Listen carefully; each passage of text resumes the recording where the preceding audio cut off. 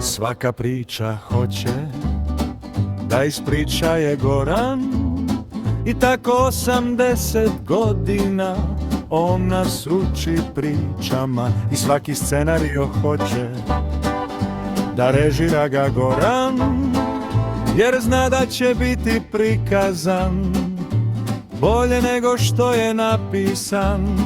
I svaki glumac hoće da ga vodi Goran, jer zna da nije uloga ako nije kod Gorana.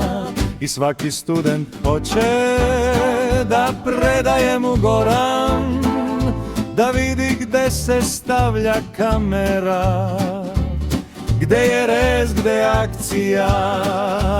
Goran sada slavi jubilarni rođendan, 80 godina koje deli sa nama, i našim problemima i našim dilemama, našim lošim srećama, našim teškim greškama i sa našim nadama.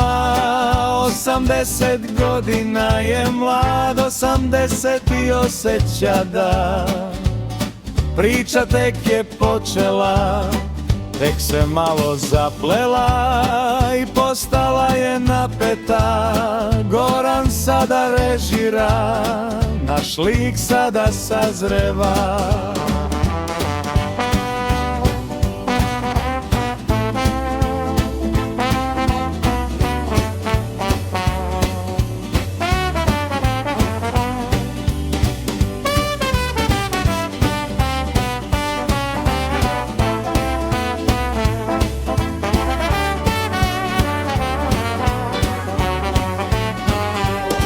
Sada izlazi u grad da bude svoj i slobodan.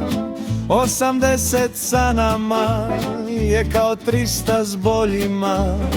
Priča tek je počela, tek se malo zaplela i postala je napeta. Tek je priča počela.